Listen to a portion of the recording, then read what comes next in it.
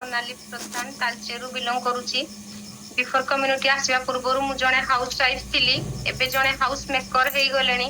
कहीं ना मुझे कम्युनिटी को आसी बहुत सारा हेल्थ इश्यू सहित ओवरवेट नहीं कि आसी जोटा बैड लाइफस्टाइल और पुअर ईटिंग हैबिट जो ही मते एते सारा प्रॉब्लम आसीथिला। कहीं ना मते daily daily medicine daily daily जेमति कि हेल्थ प्रॉब्लम हेल्थ इश्यू रे हेवी गैस्ट्राइट आउ गाइनिक प्रॉब्लम इम्यूनिटी सब बेले वीक रहउतिला, हीमोग्लोबिन सब बेले कम रहउतिला आउ सिवियर सब बेले जॉइंट पेन होउतिला, गोड़ हाथ सब बेले पेन एमति कि मो बॉडी ही मते पूरा बोझ भलिया लागुतिला।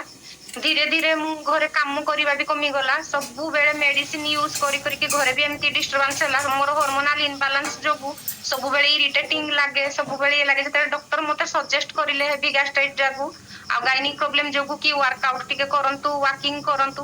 तो मु भी सेते बेले माने वॉकिंग करिली, किंतु वॉकिंग करबा भितरे मते बहुत वीक लागे, पूरा चली पारेनी, एमती लागे कि बॉडीटा साथ दौनी केमती करिवि। तो किंतु मते सेते बेले गोटे जिंस मु भाबे कि प्रोटीन टा जोगु ही बॉडीटा मोटा हे जाए। तो मु प्रोटीन एमती कि क्षीर पीवा भी बंद कर देली, पनीर आसिले भी घरे पनीर खाएनी आउ फैट तो जिंस कह कि फैट केवल मते सेते बेले गोटे जिंस जणा थिला कि कम खाइले ही वेट टा लॉस होबो। तो सेतरे गैस प्रॉब्लम बॉडी चलीला और विटामिन डेफिशिएंसी भी बॉडी चलीला।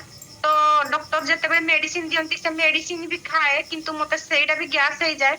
मिति कि रुटी संतुला भी आ धीरे धीरे हजम करि पारलिनी। किंतु थैंक्स माय कोच मते मोर डाइट प्लान को चेंज करिले, मोर लाइफस्टाइल को मु चेंज करिली आ तांकर डाइट प्लान फॉलो करी कि मु मोर न्यूट्रिशन एंड सप्लीमेंट्स ऐड करिबा द्वारा 15 केजी रो फैट लॉस करि सारिची। देन एबे हेल्दी अछि, फिट एंड फाइन अछि। जो बॉडी मते बोझ भलिया लागुतिला एबे मु एक्टिव अछि, मेडिसिन फ्री लाइफ लीड करूची। सेटा मो पई तो बहुत ब्लेसिंग्स भलिया। तो thank you my coach, thank you.